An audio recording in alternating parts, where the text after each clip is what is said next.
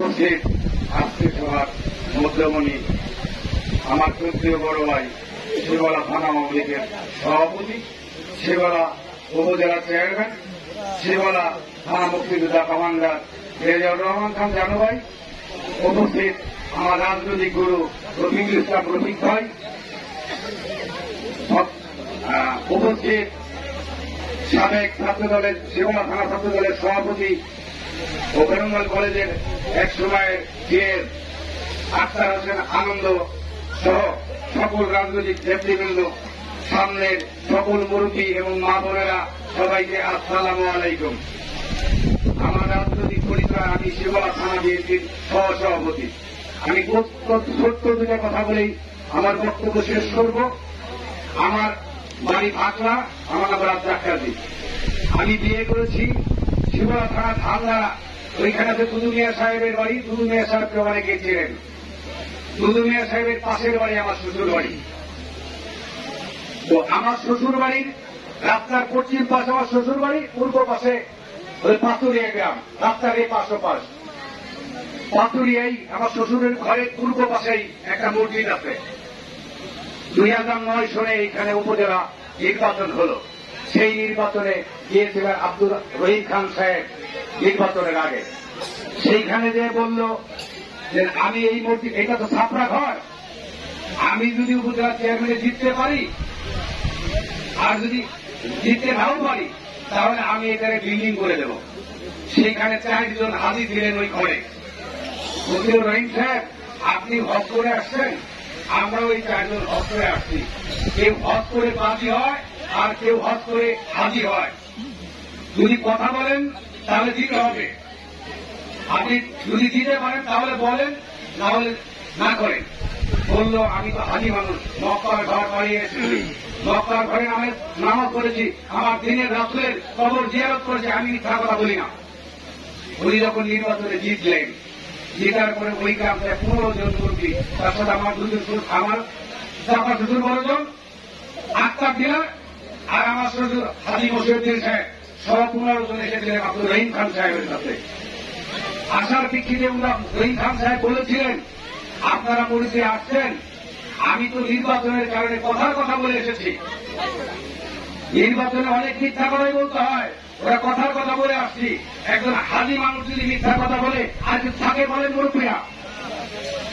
এই যে আপনার পাশে রাস্তা, বড় বড়ি রাস্তা, আমার বিশ্বাস গত 2 বছর আগে ইউনিয়ন পরিষদ নির্বাচন হয়েছে। হয়তোবা রহিম ভাই সাহেব এই রাস্তার জন্য আপনাদের কাছে ওয়াদা করে গিয়েছিল, ছিল কিনা বলেন?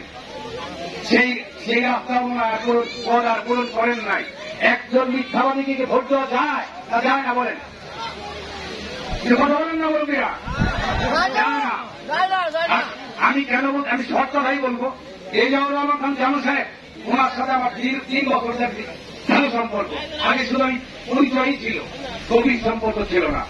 ওনাকে 3 বছরে আমি একটি মিথ্যা কথা বলতে দেখিনি। আমরা রাজনৈতিক বিএনপি যারা বিপদে বলেছি, উনি আমাদের উপকার করেছে, মামলাতে অব্যাহতি দিয়েছে, একটি পয়সাও লাগে নাই। উনি অত্যন্ত একজন ভালো মানুষ, একজন সুন্দর মানুষ, দেখেন ওনার চেহারা দেখেই বলতে পারবেন একজন ভালো মানুষ। আমি আপনাদের কাছে করজোরে বলবো, এই যে আমরা বিএনপি নেতৃবৃন্দ ওনার পাশে দাঁড়িয়েছি, একজন ভালো মানুষ বিধায় এবং আমরা নিরাপত্তার স্বার্থে আমরা তো দীর্ঘদিন ধরে ধরাইতে পারি না। বিভিন্ন মামলা মোকদ্দমা করেন আমাদের নেতারা। উনি 5 বছর চেয়ারম্যান থাকার কারণে ঘরে ধরেছি। একটা কথা বলতে হয়, আমার কিন্তু শর্ট গল্প। 2014 সন নির্বাচন হল, আমার পাশে 3টা সেন্টার, একটা দক্ষিণমূলা, একটা মানিকনগর আর জর্জিয়া। 3টা সেন্টার, 3টা ভোট হয় নাই। তার প্রেক্ষিতে আমার বাড়িঘর অনেক কিছু ভাঙচুর করা হল, বলছে বিএনপির এই নেতার কারণে হয় নাই।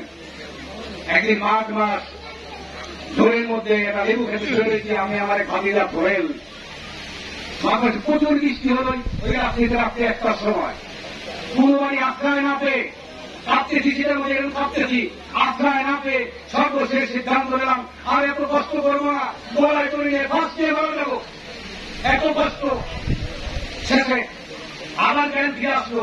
আমি যদি মারাই যাই এই বিএনপি নেতা আওয়ামী লীগের অত্যাচারের কারণে, তাহলে আমার সন্তানরা কি করবে? তারপরে রেজাউর রহমান খান জানুয়ারির কাছে গিয়েছি, যাওয়ার পরে এই 2014 পর থেকে আমার নামার একটা মামলাও হয় নাই। আমি ওনার কারণে আমি শান্তিতে ঘরে ঘুমাই। আমি 2 বার বেলুর জেলা অপারেশনে আসছি। আমি ধরিত করে ঘুমাইলে ঠিক মতো আমার ঘুম হয় না। রেজাউর রহমান খান জানুয়ারি অত্যন্ত একজন ভালো মানুষ। যদি যে ওয়াদা করেন সে অত্যন্ত সুন্দরভাবে পালন করেন। ওনার বংশ পরিচয় আছে, ওনারা কখনো মিথ্যা বলেন না। এইখানে আমার বিশ্বাস, এইখানে যে লোকজন উপস্থিত হয়েছেন তার 90% ধানের সিটে ভোট দিয়ে থাকেন। যেহেতু আমরা বিএনপি নেতৃবৃন্দ, আমাদের দাবি ওনাকে ভোট দেবেন। যারা ভোট দেবেন হাতটা উদা করে আমি বলি দেখাই দেন একটু রেজাউর রহমান খান সাহেবকে কারা কারা ভোট দেবেন। আচ্ছা, বক্তব্য অনেক দিয়েছি, আমার সিনিয়র নেতৃবৃন্দ বক্তব্য দেবেন।